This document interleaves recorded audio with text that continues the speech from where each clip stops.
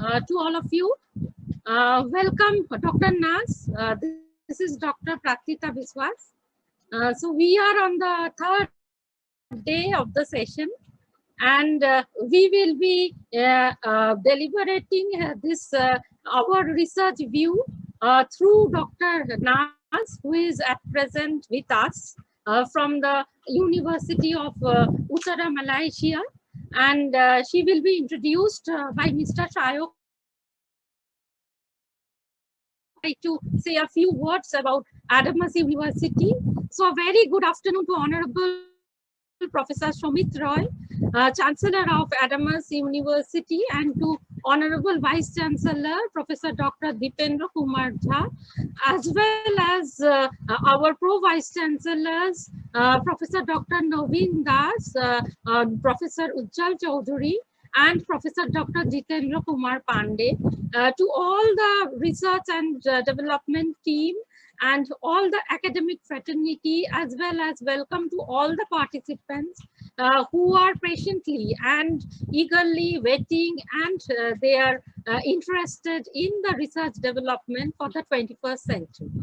So I, Praktita Biswas, the center coordinator, as well as the research center coordinator for education, research and development, which is one of the most important part of Adamas University at present. I am also the associate professor and head of the department of the School of Education, Adamas University. We are having 9 schools starting from education, media, engineering, technology, as well as media and communication. And we are having pharmacy schools. We are having a lot of other departments also. And above all, which is very important for the academic fraternity, is the research division and the love for research. And that is why very recently, from the last year, we have developed 10 research centers of different disciplines, and ours is one which is actually an interdisciplinary one, the Center for Education, Research and Development. And we have this inaugural program through which we would like to go into collaboration, as well as a lot of interdisciplinary activities, consultancy works, etc. So to take us further, we have Dr. Naz along with us. She is the Deputy Dean of the Universiti Utara, Malaysia, and she will be introduced by our very own Mr. Shayok Pal. He is the Assistant Professor of the School of Media and Communication, Adamas University, and she is also in our team, in our Center for Research, Education and Development team. So with that, I hand over to Shayok sir. He will be going forward to the further proceedings. Thank you. Can you unmute?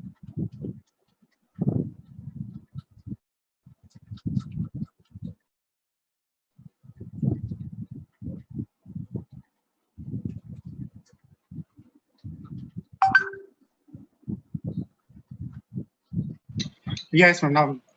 Yeah, thank you, ma'am. Thank you for the lovely introduction. Now, good morning, everyone, and we have come to the third day of our international workshop, and we have among us Dr.Siti Nazuar Sailin, who is a senior lecturer in Education and Technology at School of Education, College of Arts and Science, University of Utara, Malaysia.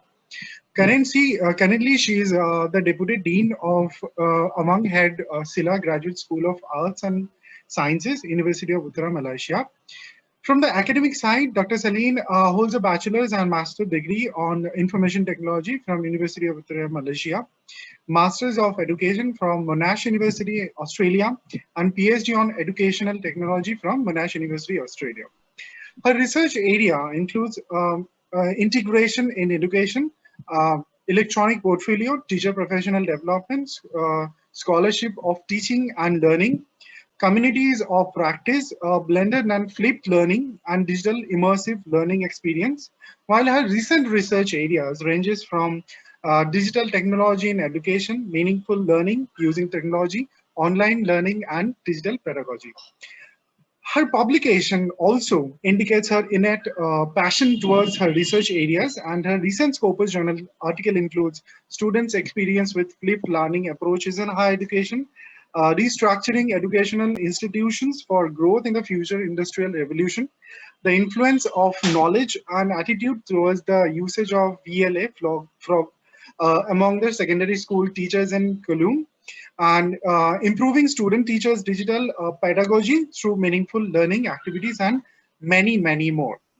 Dr. Sailin has more than 15 years of teaching experience in higher education, and recipients of many prestigious awards and recognitions like UVM's Distinguished Teaching Award in 2018, gold medal in iComplex 2020, copyright medal for flipped learning engagement in 2020, silver medal at international conference and innovative exhibitions on global education in 2018, bronze medal at international innovation in teaching and learning in 2019, and many more. She has also been a member and leader of numerous titles to spread the light of education and bring innovations into educational technology. So we are extremely delighted to have Dr. Sailin among us to grace us with her knowledge on the domain. So I would request all the participants to hold on to your questions at the end of it, so that Dr. Sailin can actually complete her sharing of knowledge. Welcome to ma'am. Over to you, ma'am. Thank you.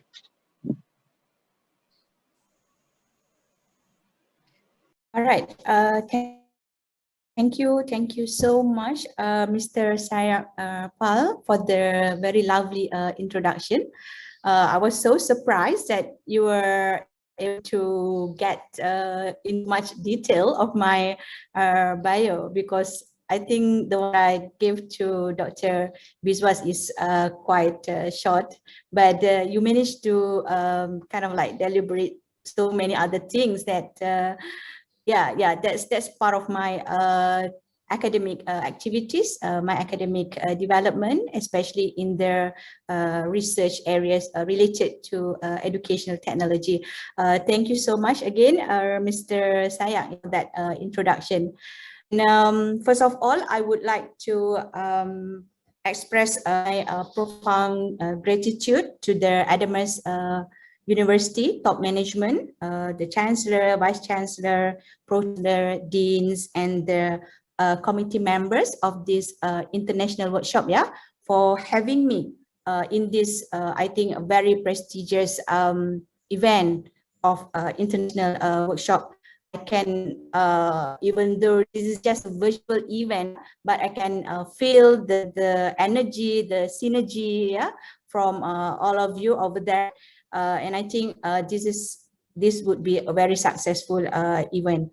And I think we have more than 300 participants during the first day of the session. I managed to be together during the opening, and that's very wonderful. All right, so thanks so much again. And for today's presentation, can I ask Dr. Biswas to share their screen for me? Yes, ma'am, just a moment. All right.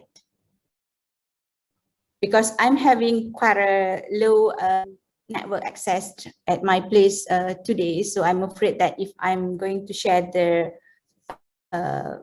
presentation from my part, then my video might be a bit blurring. I'm not sure. How's the quality so far? Can you all hear me clear?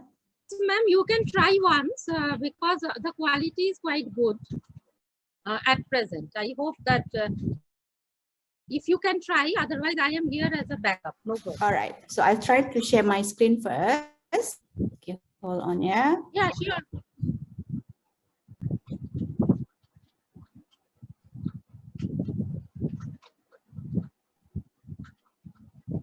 Okay, can you see my screen now? Yeah, I just started, ma'am. Definitely, yes. Very much it is visible, ma'am. Okay, can you, all right. So yeah, we can see, ma'am, no problem. All right, so okay, so this is the title of my presentation today. I will be talking about Hyutagogical tools, for conducting social or scholarship of This is one of the areas that I've been working currently and in the past years. So hopefully this would be one of the interests from all of participants of this workshop. Yeah. All right. So I don't have to introduce myself anymore. All right. So we shall go to the next slide.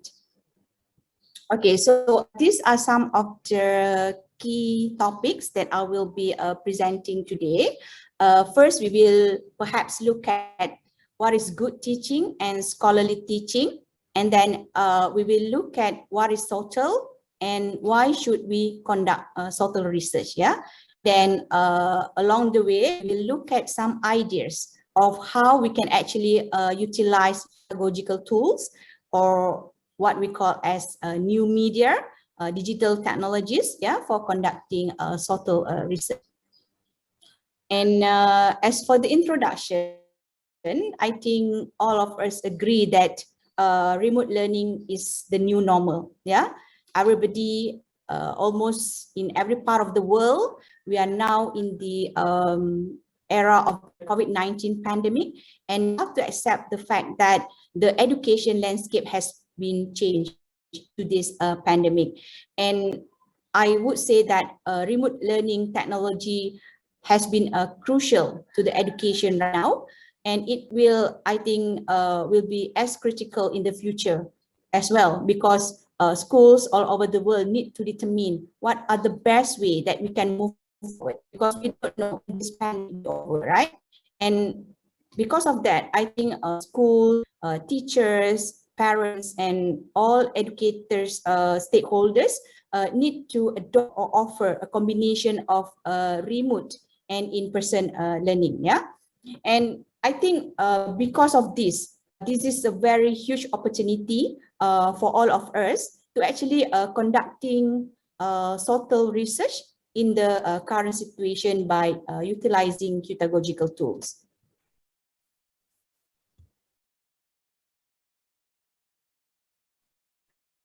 All right. I like to start my presentation today with one activity. Actually, I've started this already in the before the start. Yeah, just now I put in the chat and asked some of you to go to this website.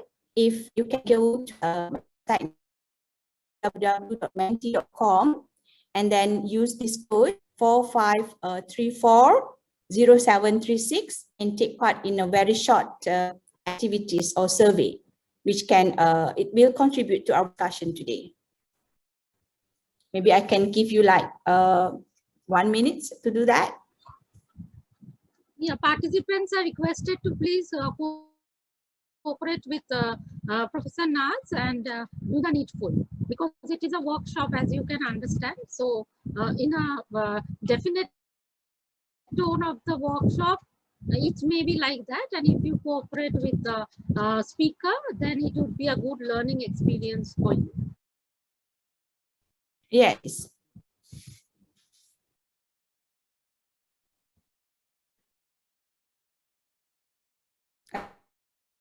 I see a few people already joining in. Okay, I have 15 people already joining the Mentimeter. I will show you the result of this activity after this. Okay, before that, I just want to give all of you experience or some kind of experience participating in a remote learning asynchronous activity, okay, where you can take part at your own time, at your own place, okay, but actually it is live, where everybody are together in that one platform. Can you get access to that?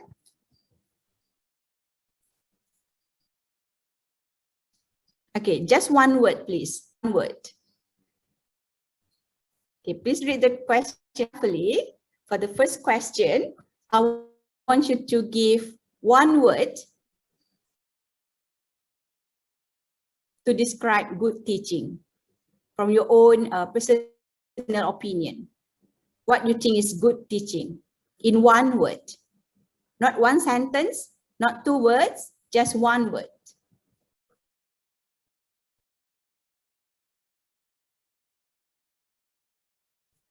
Okay, I'm still waiting for more responses. Okay, maybe I can give you another 30 seconds before I start share the result of it. Some of you maybe this is not your first time Mentimeter. That's great. But if this is your first time, then this is actually examples of Hyutagogical tools that we can use for conducting social research as well.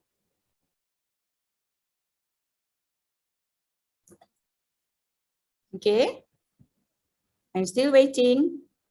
I only have 26 responses right now, and we have like around 200 participants for this workshop.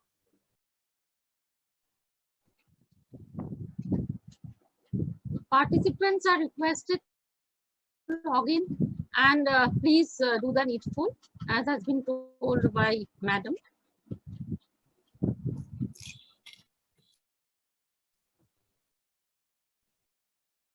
If you are using a smartphone, you can actually scan the QR code here. If you have another device, if you are using Zoom with your computer or your laptop and you have another device, which is smartphone, you can scan as well. All right. Okay.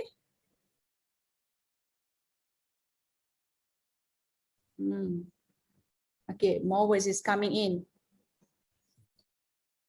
Okay, it seems my internet connection is not very stable, so I have to stop my video at some point, yeah? All right, I think that's enough. I can't wait any longer, otherwise it's gonna take much of our time. We can have a look at what we have done actually in the Mentimeter. All right. Okay, so this is what we got from the activity just now. Okay, I asked every one of you to give 1 word to describe good teaching, but some of you not just giving 1 word, some of you give 3 words here, like all around development, good communication skill. So that's actually not helping in this word cloud. Okay, why for 1 word? Because we are looking for this kind of analysis, yeah, kind of analytic tool as well, where we can actually capture the student or audience or participants responses at a very short time, real time, using this kind of tool, and we can capture what are the most commonly words given by the participants. So from this activity, okay, despite of the response that we have in 3 words, 2 words, that's not really contributing. So we have 1 biggest common words, which is understanding. So I assume that most of you agree that good teacher should instill understanding to the students. And the second one is knowledgeable, which I think what we mean is to be a good teacher, we have to be knowledgeable. And then learning, well, I agree with this. To be a good teacher or good teaching involve learning, which is the best part of teaching and learning activities. Yeah, we are not actually looking at teaching, but we should look at the learning. All right, so thanks so much for this participation in this activity. So I hope that you can still continue if you are not participating yet. Just you can still continue. And there's another questions that actually I asked you in this activity. So the second questions is, do you reflect or think about your own teaching? And wow, okay, out of 42 participants, 24 of you said frequently, 17 said sometimes, and 2 seldom. And the number is increasing. That's great. And then, okay, this is the interesting part that I'm looking for actually. Do you conduct any research regarding your own teaching and learning activities or practice? What we see here, for most of you, it's just sometime. Okay, sometimes we conduct research, but okay, for some of you, never conduct any research related to your own teaching and learning practice. Okay, some of you, 3 of you said seldom, and this is great one. 14 of you said that you have been frequently conducting teaching and learning research related to teaching and learning. So that's part of what we are going to talk actually today. All right, thanks so much for this participation in this activity. Now, I shall move on. Okay, well, this is just another example that actually we got from other workshop on SoftShadow as well, conducted by Professor Andren Lee from National University of Singapore back in 2018, where I one of the participants in that workshop. So these are the things that we got from that activity with the same questions, okay, with 34 participants. So, but at that time, we managed to give like 3 words. Everybody gave 3 words. But because I think that today's participants are quite large numbers, so that's why I do one word. All right. But it's okay. It's almost similar what we got just now. We got understanding, knowledgeable. Okay. But for others, good teaching might mean engagement, or something related to meaningful. Yeah, meaningful learning. All right.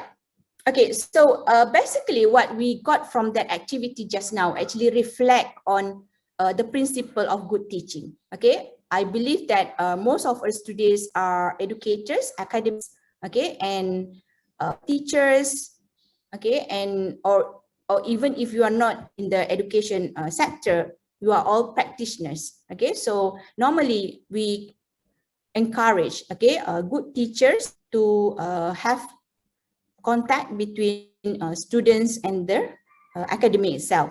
And then we should have some kind of reciprocity and cooperation among students, uses active learning techniques, give prompt feedback, emphasize times on time, communicates high expectations, as well as respect diverse talents. So these are what Chickering and Gamson 1987 has noted back in 1980 about the principles of good teaching. And I think up to now, until now, we are still using this as one of the underpinning principles to ensure that providing good teaching to our kids or students. And then, what is scholarly teaching? Okay, just now we talked about good teaching. Now, what is scholarly teaching? Okay, what's the difference between good teaching and scholarly teaching? Okay, well, actually that's reflect to the second question that I asked just now, whether you frequently reflect or think about your own teaching and learning. Okay, so if we look here, according to several sources, several scholarly teachers, okay, scholarly teachers are only good teachers. Okay, scholarly teachers are good teachers, and in addition to that, scholarly teachers do things such as reflect their teaching, thinking of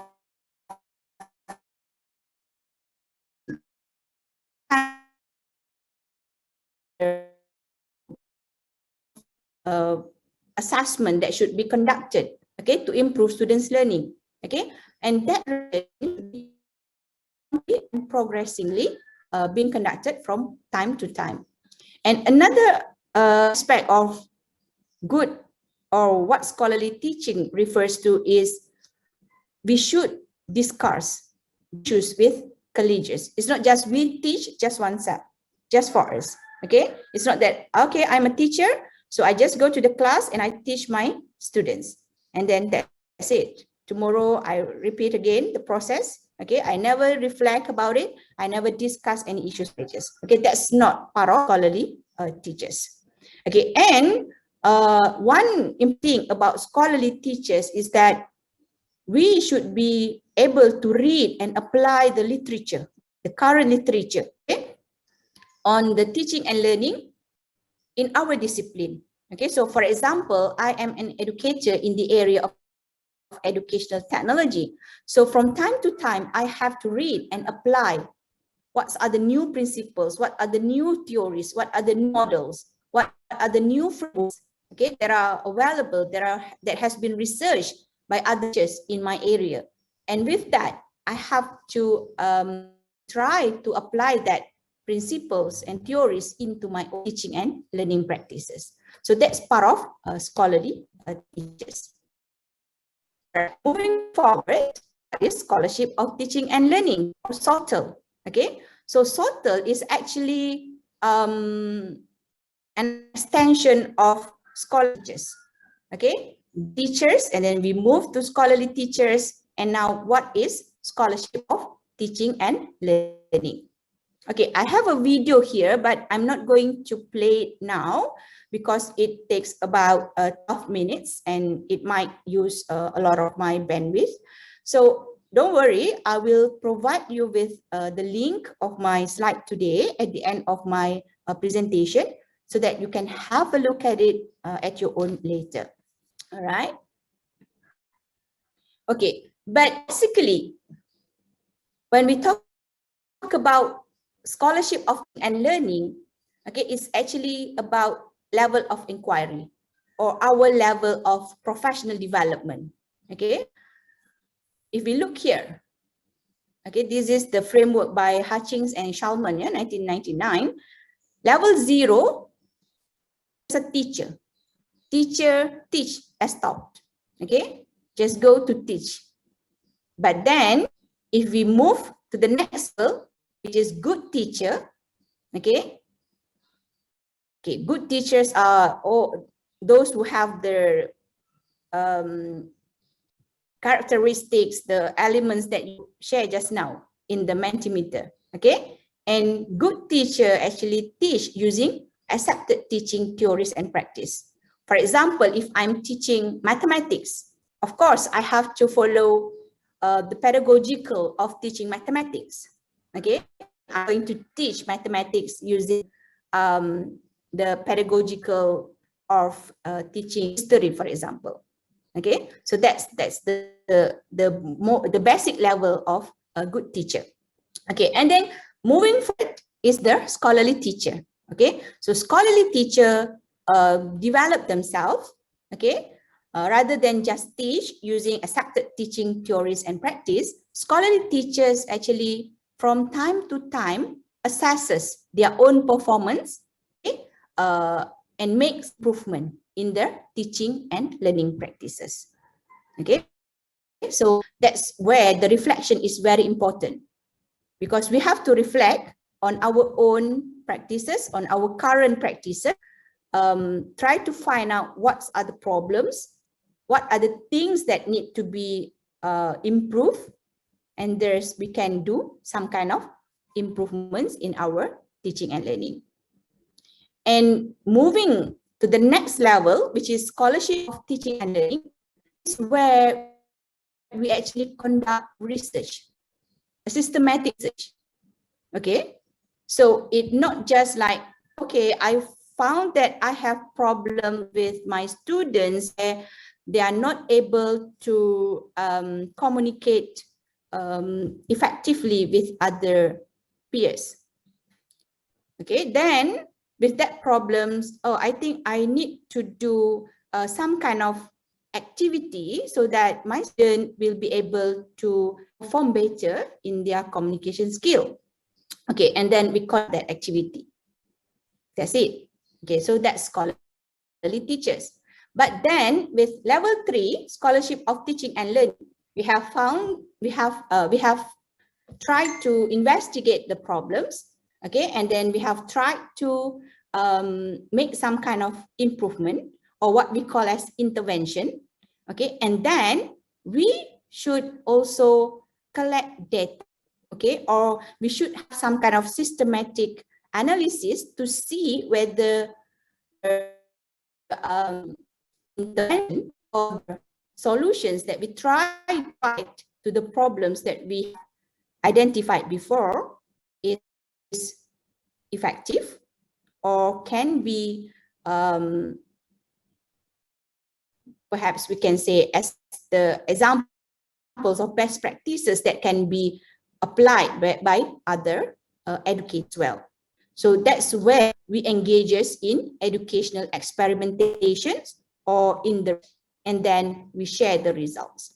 So it's just like the basic or the normal research that we conduct. It's just that more focus on on our own teaching and learning practices. Okay, so that's what scholarship of teaching and learning refers to. All right. Okay, next, moving forward. Okay, so a definition by Hatching and Shalman, yeah, about scholarship of teaching and learning, where scholarship of teaching and learning is integrating the experience of teaching with the scholarship research. It is the ongoing and cumulative intellectual inquiry through systematic observations and ongoing investigations by faculty into the nature of learning and the impact of teaching upon it. So it's about doing or conducting systematic observations and investigations of our teaching and learning.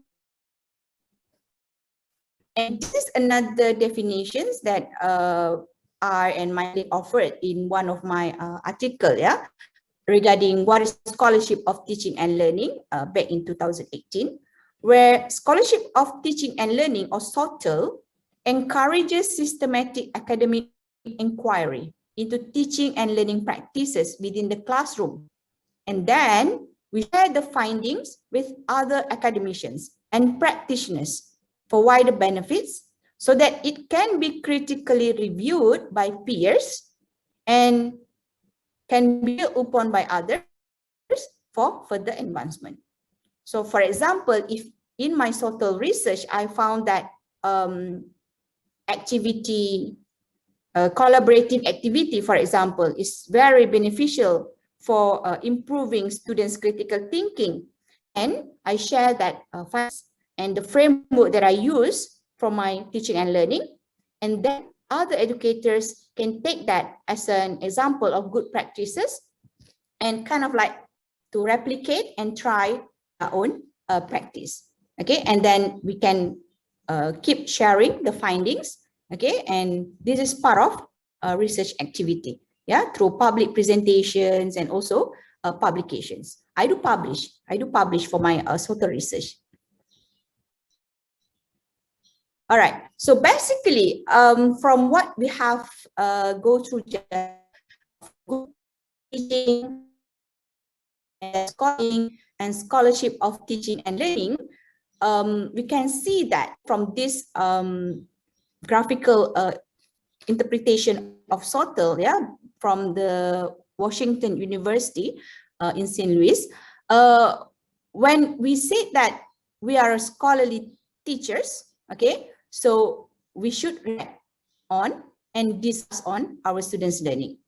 And then perhaps we need to modify the pedagogy or the strategy or the assessment technique, okay, or the activities that we conduct with our students, okay. Then we have to assess that modification or that pedagogy, whether it's good, whether it's effective, whether it's improving student understanding or not, okay. And this is the cyclical process of scholarly teaching, but it's within us and perhaps our peers who are teaching the same courses or the same subject, okay, within our department. But then if we move into scholarship of teaching and learning, okay, by having these elements of scholarly teaching, we add on by getting feedback, okay. We collect data, we collect information, we collect evidences, okay, from students' learning, for example, and then we analyze that, okay, and we present the result, okay. And the way we present the result can be through applications, okay, or presentation in a conference, for example, okay. And from there, we can draw on other contributions, or what are the learning strategies, or what are the modification of the pedagogy that we can apply for other contexts, for example, okay. So this is basically the overall view of scholarship of teaching and learning. So I hope that up to this point, you are all the idea of what SoftShadow is all about and how it's different from fundamental research or other kind of research. And there are lots of methodological approach that we can apply within SoftShadow itself. Yeah, we can do quantitative or qualitative research, but normally we go in depth. So normally we use qualitative lenses to get the view of the students regarding the modifications of pedagogy, or how do they feel about the new strategy that has been adopted in the teaching and learning, and so on. All right. I'm not going to delve into the methodological approach in this presentation because that's gonna, you know, that's quite a big topic on that, just on that. All right. So back to the topic, or back to my presentation topic on Hyutagogical tool. Okay. What is Hyutagogical tool? I think all of you agree that Hyutagogy, okay, refers to self-determined learning, or a student-centered instructional strategy, okay, that emphasizes the development of autonomy, capacity, and also capability of the students.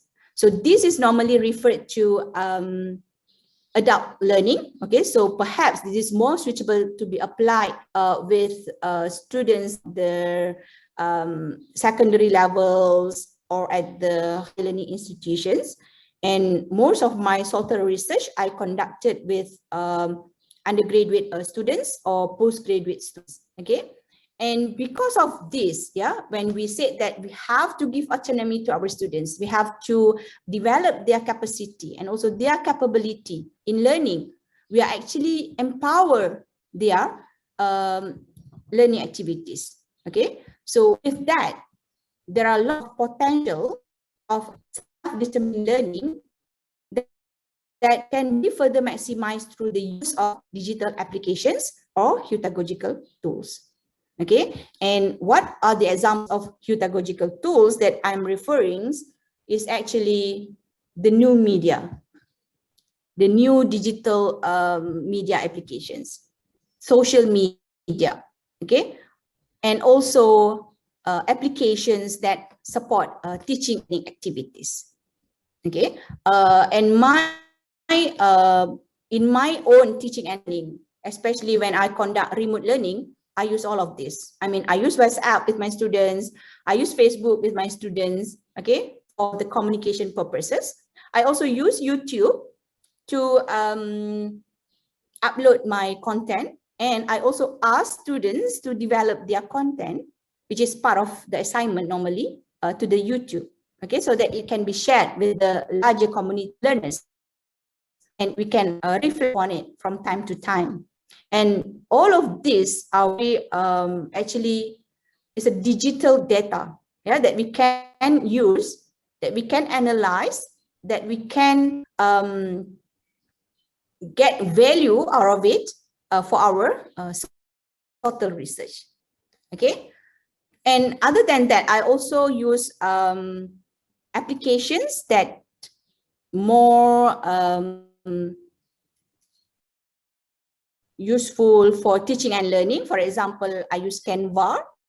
Okay, sure whether all of you are aware or familiar with this, but I think I heard that just now we have participants from the media, communications, technology, and all those things. So I think you might be aware of these tools already, and you might have been using it for your own good. Okay, and then other applications that I've been using are Padlet and Flipgrid. Okay, look at it. So it's a quote, yeah, it's a very wonderful quote that in today's in nowadays, yeah, we need technology in every classroom, but classroom here can mean virtual classroom as well. Okay, it's not referring face-to-face classroom anymore now with the current situation, and in every students and teachers' hand, because it is the pen and paper of our time, and it is the lens through which we experience much of our world. I understand that not every students have access, have capacity, okay, have the capability, able to have the technology that we are expecting for conducting teaching and learning properly, but this is what is happening currently. Okay, we are moving towards this, and without the technology, we are not able to be together here, 210 participants being able to have this international workshop, okay, stream all over the world. Okay, so we need technology. Okay, but we have to of course, we need to think of the access of our students, and then look at what are their conditions, and also their location, situations, socioeconomic, and so on, okay, before we plan for our teaching and learning activities. All right, moving forward, here are some examples of sort of research, yeah,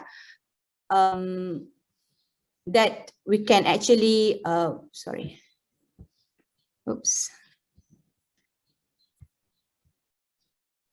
okay, examples of sort of research that utilize Hyutagogical tools that I mentioned before. Okay, the Canva, Padlet, and also Flipgrid. Okay, for example, here, this is the one that I've been conducting, improving students' activity through online collaboration. Okay, and then another example is we can conduct sort of research on enhancing students' reflective thinking through video-based learning, or perhaps we can also conduct a sort of research related to how we can actually develop digital entrepreneurship, okay, skills among our students through development of innovative digital product.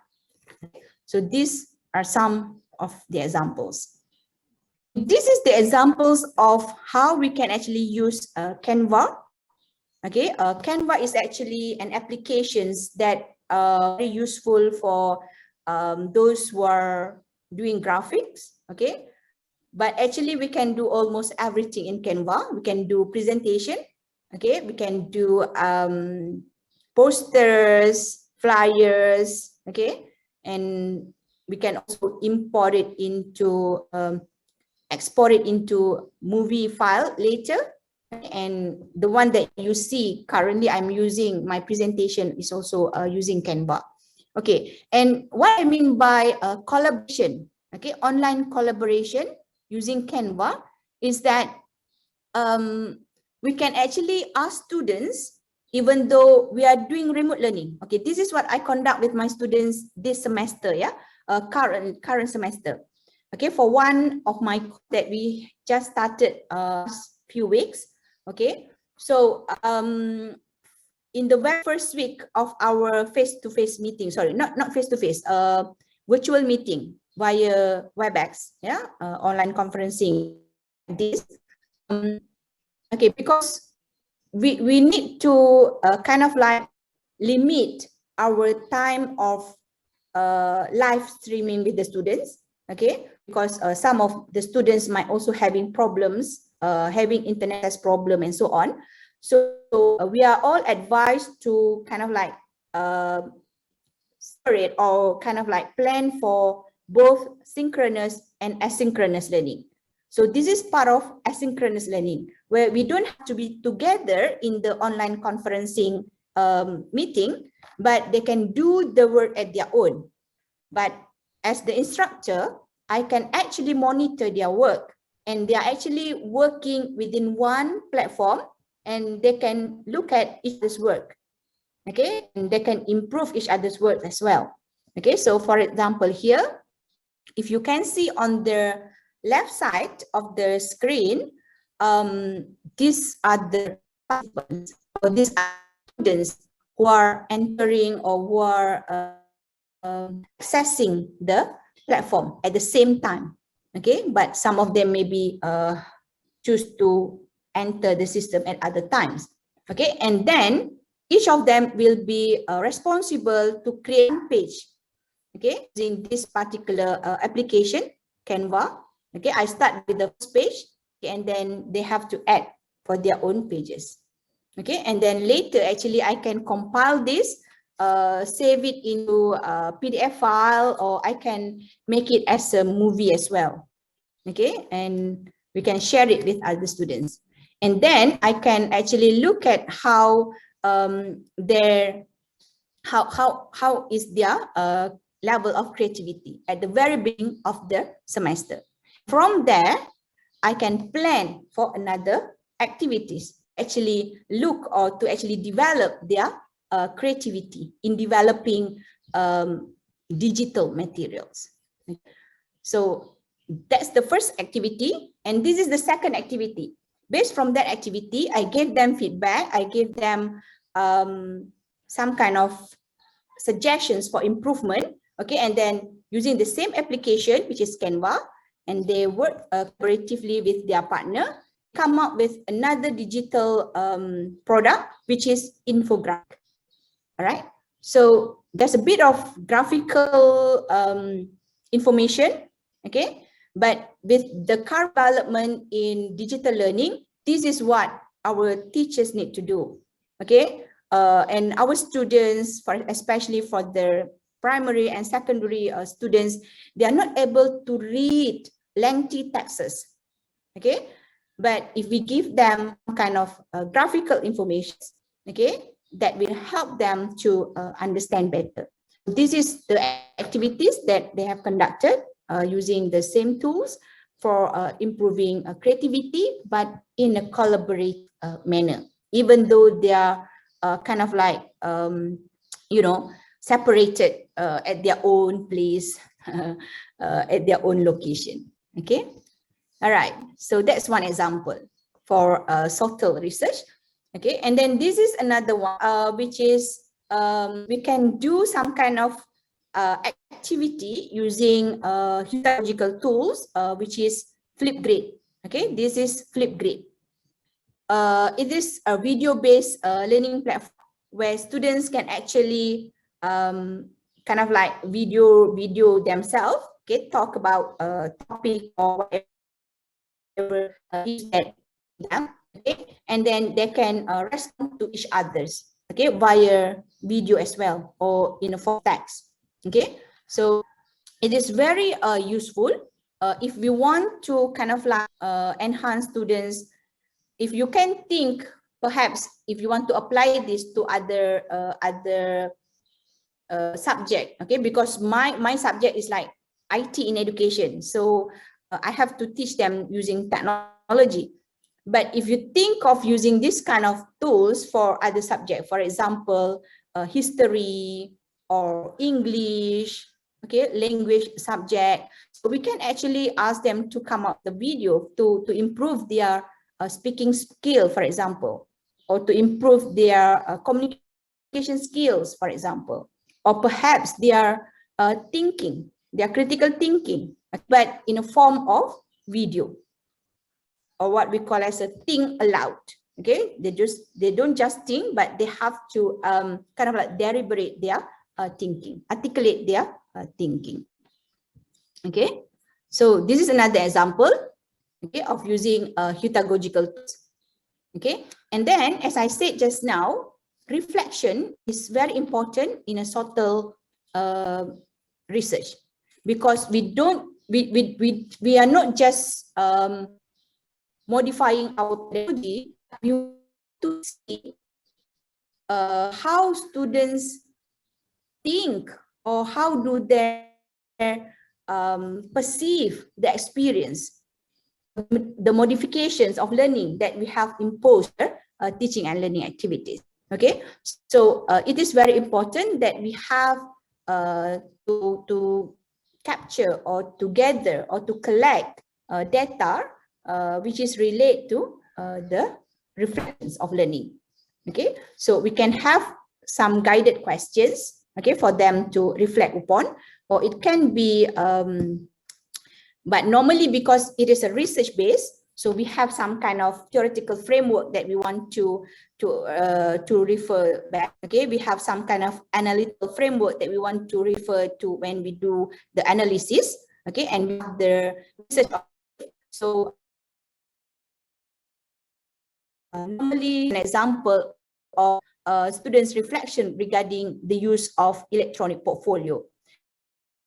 So at the end of the course, this is the post-reflection. So actually they have like pre-reflection, during the activity reflection, and then post-reflection.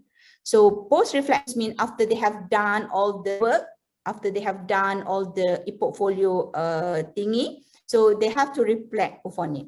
So because this research, my aim at that time was to look whether the development of e-portfolio can actually improve or develop student soft skills in terms of their creativity, communication, digital communication, digital literacy, and also their self-learning. So the questions is quite guided. So in that activity, in that reflections, they will talk about themselves. How do they feel, or how do they think that they have developed all of these elements while they are doing, or while they are conducting their activities, the e-portfolio development. Okay, but this data is in Malay, yeah, in my language. Okay, but that's just an example of how we can actually collect data from students. Okay, as of the teaching and learning activities, but then later on we can analyze it, and then we can share the results of it, okay, in terms of publication and so on. So the previous one that I show, okay, the video, the infographic, okay, all of these are actually students' digital work, okay, it's all students' digital work. Semester, I have one course where I ask students to do tutorial video as well, and then video resume of themselves, and that's actually to look at their digital literacy. So their digital work is actually evidence of the learning outcome achievement. So normally when we start a course, we have a course learning outcome. So whether we achieve that outcome or not, it can be reflected from the students' work, yeah, because there where we give them assessment and we assess their performance and so on. But at the same time, students' digital work actually rich and valuable data for sort of research. Okay, so for example, just now, if I want to have research to look at whether student creativity increase if they do collaborative learning activities, then I can actually go back and analyze students' work from very beginning to the end. So how do they progress from one work to another, and how do they engage with their students to make sure that their digital works or their infographics are of the standard or following the principles of good design and so on. Okay? So there are so many things we can actually analyze from the digital works of our students. It can be, when we do the analysis, we can do thematic analysis, or we can do also some kind of content analysis. Okay, it depends on your research objective and research questions, and also what are the things that you want to analyze. Yeah, so the analysis techniques or the analysis approach, they are very well. Okay, there are so many approaches that we can use in the research. Okay, so I think that's I'm almost done with my presentation. Just for our own reflection. Okay, so I hope that we can reflect on our own teaching and learning practices. Where are we now? Okay, if we think that we are a good teacher before, and now we are a scholarly teachers, because we start to think, we start to reflect upon our own teaching and learning practices. I hope that in the next future, okay, in the near future, we will delve into a scholarship of teaching and learning, conduct research of our own teaching and learning more systematically, so that we can contribute to the social literature, and we can also contribute to the educators, communities of this, so that we can have some kind of compilations of good practices that we can follow, that we can take as an examples and so on. Okay, so I think that's all for my presentation. Okay, this is one of my journal article, okay, on social research, improving student teachers digital pedagogy through meaningful learning activities. Okay, so you can have access to this journal article later by following the link here. Okay, and then I think, okay, that's all. That's the end of my slide. So yes, thank you, Dr. Sailin. Oh yes. Yes. Yes, Dr. Sailin, it's a wonderful session. And just to recap, I mean, I'm not an expert in that way, but still, I mean, we got to learn so much on tools for quick and short responses that you showed us. And then scholarly teaching and its usage, different levels are in terms of improving individual capacity. Hyutagogical tools like new media and social media and use of them during the class, and obviously students' reflection of learning. Now, I would request everyone to, you can write down your question on the chat section for ma'am. But ma'am, I already got two questions. One from Ms. Roshi Mitra, and she's asking, how is pedagogical scholarship provided by faculty with expertise related to SOTL? Though I do not know exactly what SOTL she actually meant, but she actually said how pedagogical scholarship provided by faculty with expertise related to what? to Sorry, SOTL. again, related to what? SOTL. I guess she has written SOTL. So, okay, so okay. Yeah, well, actually, when we talk about SOTL, okay, if we can recap back on what I've asked before, when we talk about SOTL, we are actually talking about our own practices, improving our practices, about conducting research or observing our own practices. Okay, but it's not just us. Okay, sometimes we can actually work together with other faculty members, with other academics, okay, so that they can be critical members of the research work, okay, and they can be part of it, and they can provide a lens as well to what we are doing.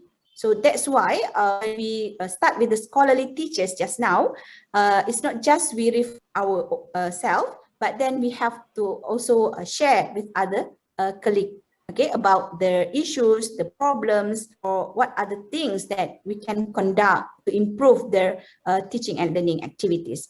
So the pedagogical shift or the pedagogical approaches offered by the faculties or the academics or the educators is really part of the scholarship of teaching and learning, which is the intervention. If you are all familiar with action research, okay, in action research, there is a cyclical process, and in that process, there's an intervention. So in SOTL, we can also follow action research approach, where we have intervention in our own teaching and learning practices. So for example, in a 14-week course, okay, so in a 14-week course, if we plan for a research, we can actually conduct like maybe 2 interventions, 1 intervention in week, okay, and then we collect some data, we look at how that intervention improves students' learning and so on. Okay, and then we start to think with other scholars, okay, with our peers, or with our research members. Okay, what next? What should be improved out of this 8-bit, for example? Okay, we improve the intervention that we made in 5th week. Okay, and look how it's helped to improve their teaching and learning. Okay, so that's how the pedagogical approach in their teaching and learning that practiced by the faculties can actually relate. Okay, and that's part of the SoTL actually. That's the big part of the SoTL. Okay. Thank you, ma'am. And I guess ma'am has already explained the usage of hyutagogical learning, but still it's from Santosh Singh Rathore. He asked that any other specific usage of hyutagogical learning, I mean, specified usage of it, where you actually stress so much onto it. Again, sorry, I can't get it. Yes, yes. Actually, ma'am, you have already described hyutagogical learning, and actually, this is from Santosh Singh Rathore, and he wanted to ask any very crucial and specific reason for using this term hyutagogical. I mean, he actually wanted to know the terminology of the word psychological. Yes. Well, actually, it's a buzzword. Well, we can just use new media applications or digital technologies, but sometimes we want to make it like very relevant to the what we are doing. And as I said just now, when we talk about Hyutagoji, it's about student self-learning. It's about giving capacity and capability, autonomy of learning to the students. So actually, by using Hyutagogical tools, for example, such as Canva that I show, Flipgrid and Padlet, we are actually empowering students to take charge of their own learning. That's why that's my main reason of using the word Hyutagogical, because I think it's really relevant and is suitable with the context that I'm sharing today. Yeah. So, ma'am, on the same context, there's another question from Priya Kumari, whether she was asking mind mapping technique comes under this particular tool or not. Oh, mind mapping. Well, I'm a fan of mind mapping as well. And I have one particular tools that I use for conducting mind mapping activities, but it's not just mind mapping. For me, when we do mind mapping, it's actually we want to improve or we want to empower students to do collaborative learning. We want them to be critical thinkers so that they can do their brainstorming, but in a collaborative manner. So yes, we can do research or SoTL activities using mind mapping tools. For example, we can use like what I did last time was Poplet. I use Poplet for mind mapping tools. And then I also currently I'm using Miro. Okay, that's another application. I can consider that as Hyutagogical application as well, that can encourage students to do the brainstorming, to actually come up with their planning of their projects. Well, actually, I've been doing that this semester with one of my course, where because we are all remote, you know, like separate, we can't gather at one time. I can go to their, you know, normally previously if we are having the face-to-face class in the classroom, normally we will like, okay, the group will gather and then show me the progress of their works and so on. But with this situation now, where we are just conducting the teaching and learning really, everything need to, for me, I'm prefer to have it being digitalized, okay? And using the applications that are available currently, we can do many things. So for example, using Miro, I can actually ask students to, even from the very beginning of the semester, to start putting their thinking on what are the projects is all about, who are their audience for the project, what's the objective of the project, but all in the form of mind mapping. And then because it's digital mind mapping, and it is a kind of like supporting multimedia as well. So students can actually put in from time to time, they can upload their storyboard, for example, their proposal or whatever evidence of learning that we need to get from our students just with that particular mind mapping applications. I would suggest, yes, we can look at that. So Miro, yes, mind mapping application. Yes, so I guess we cannot take a lot of questions. We can take last 2 questions, and the rest of the questions, I urge all of you to actually write it to us and we will send it to ma'am. I know you have, tons of questions for her, but we are taking ma'am the next question. Yes, you can, we are taking the next questions. comment. Yes, sure, ma'am. So we have, ma'am, participants from different verticals and different subjects. So there's another question from Momita Dedash. And she said, is there any suggestions from media studies for this for the teachers? I mean, whether there is any particular method or tools which are actually very applicable for that the students for media studies.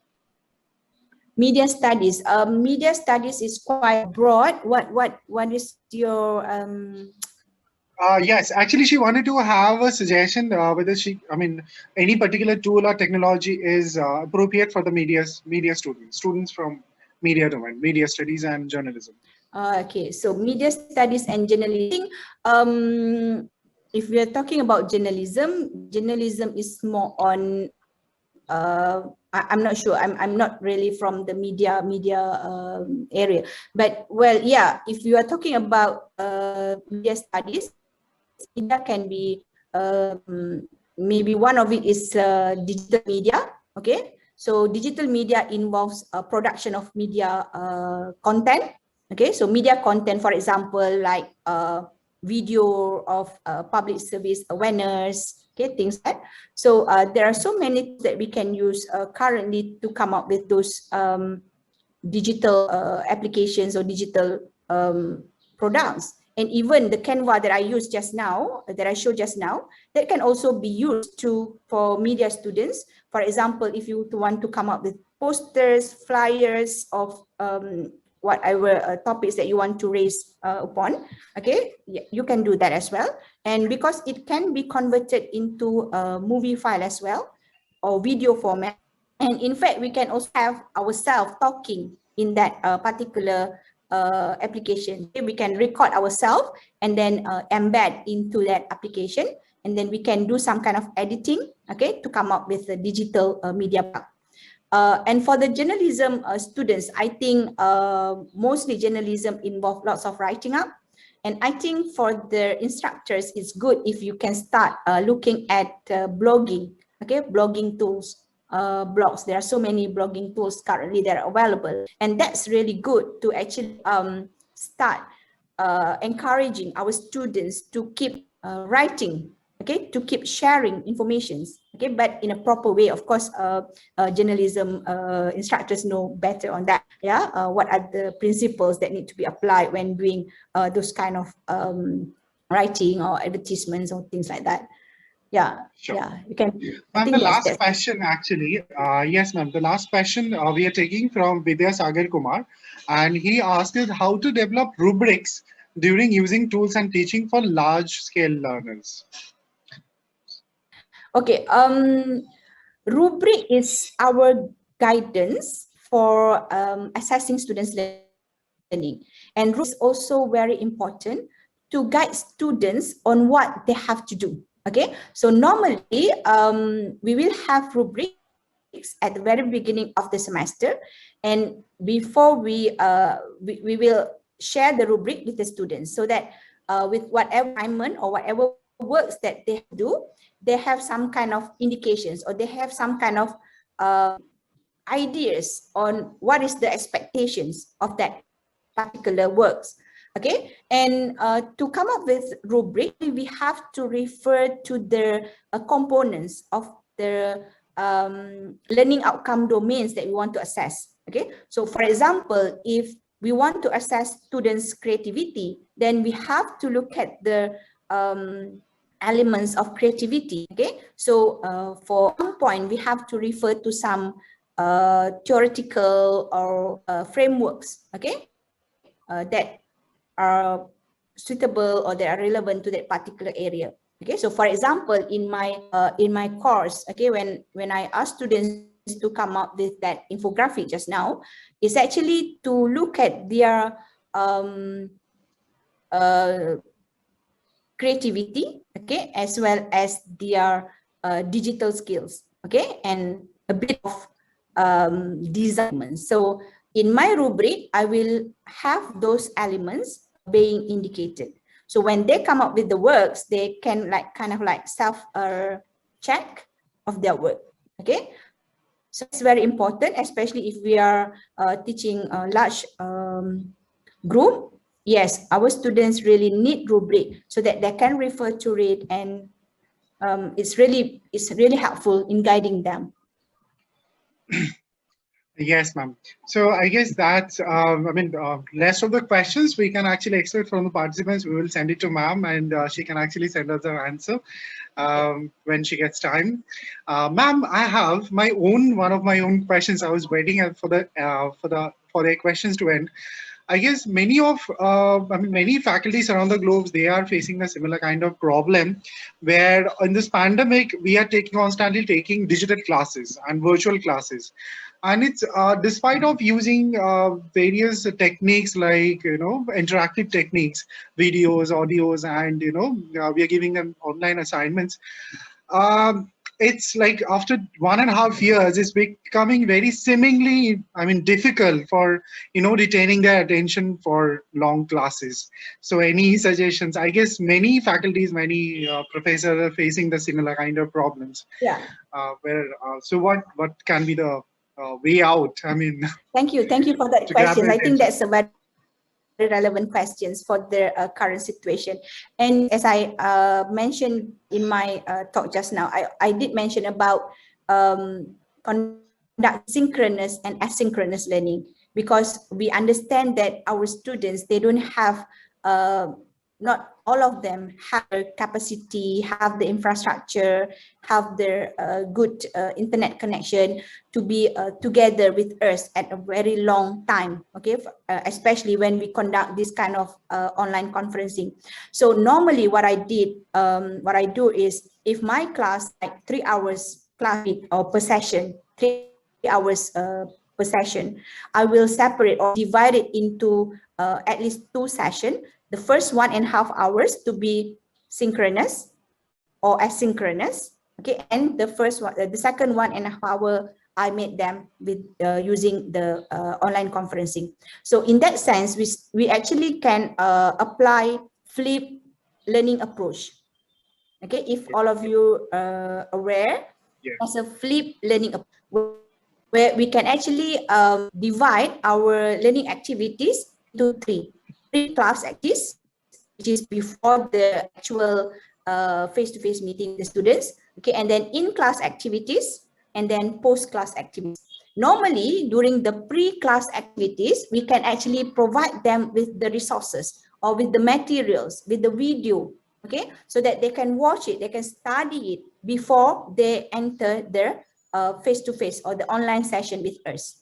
All right, but guided, okay, it's not just giving them a video, okay, you all watch this video. No, we have to give them some kind of watch this video and think about this, and this, okay, or find out about this and this. And then during the class, that's where we actually take the opportunity to do more in-depth discussion, okay, to clarify misunderstanding, okay, from what they have seen or they have watched from the resources they have provided, okay. And then post-class activities, or after the class, we can actually do enhancement activities. We can provide them with online quizzes, some kind of gamification, okay, using more Hyutagogical tools, such as I'm not sure if you are all aware, quizzes, Kahoot, what else? Socrative, and there are so many other tools that we can actually use to do some kind of formative assessment with ours, but in a fun, engageful manner. But they can do their own, okay? Like the one that I used just now, the Mentimeter. We can also use Mentimeter, Okay, that can be before class or after that. Okay, just to kind of like to tackle or to make sure whether they have studied the video, they have watched the video, and they can come up with some important points, for example. So that's a very useful tools that we can use to help issues. Okay, so I would suggest all of you to look at flipped learning approach. That's going to be wonderful. Yeah, thank you, thank you. Those are very insightful. And I guess many of us who are actually in the teaching fraternity, they have taken a lot of points and important lessons from this, I mean, ma'am's suggestions. And I guess we are going to implement them in our classes and make our classes much more interactive. Over to Dr. Vishwas to conclude this. Yes, thank you so much, Shayok sir. So, ma'am, thank you very much. Thank you is a very actually little word. And from my heart, I am saying that for this valuable discussion, it was more than enriching. And I feel that we are short of adjectives actually, because so much information we had over the world, but the specific information we do not have. So you gave such a specific information related to teaching, learning, and research. I'm sure all of the 200 or more participants here, and as well as all over the world, everyone is watching in Adamas University Facebook live page.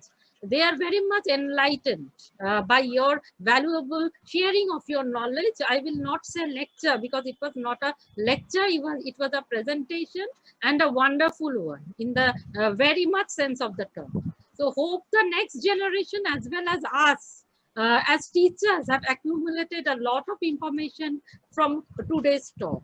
Thank you once again, ma'am, for your such a wonderful session. And along with that, I would like to thank Professor Dr. Hisham Zakaria, Dean Awang Salleh Graduate School of Arts and Sciences, Universiti Utara, Malaysia. The same institution where Professor Naz belongs to. They have helped us a lot actually in collaborating with us, because this workshop is actually with their collaboration. And along with that, we have been co-hosted and supported by FORM also, a Forum for Interdisciplinary Research, along with our very own institution and innovation cell of Adamas University. So they have, the IIC have also helped us a lot. But first and foremost, I would like to thank Hisham sir for his wonderful contribution, and it was all settled in. I think ma'am was also a part of the organizing team, and ma'am knows also that this was done in only 3-4 days Yeah. time, to tell you very frankly. So such a mammoth scale workshop in 3-4 days time, we took it as a challenge, and Shayok sir, also a member of the organizing committee, knows that that we have done all the flyers, and ma'am has also helped in the making of flyers. I'm speaking about Professor Naz, and we have actually done, it was a challenge, and we have actually won that challenge. And with this presentation, of course, you can understand that everything, when you have a heart which is trying to give you knowledge and understanding, definitely it will be a success. And I hope that it is a success with the list of participants, and of course, and so I again thank Universiti Utara, Malaysia, along with FORM, and of course with Adamas University IIC cell, sorry, so that we hope that we have this collaboration and this wonderful sessions in the near future also.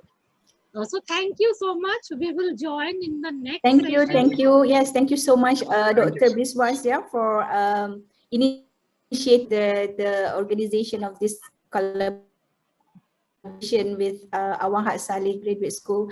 And yeah, on behalf of the Dean, I would like to thanks Adamas University once again for giving us this opportunity to be part of this collaboration. And as what Dr. Hish mentioned last time, we are looking forward for more collaboration in the future. Perhaps we can have some kind of research collaboration, or perhaps we can do more workshops like this in the near future.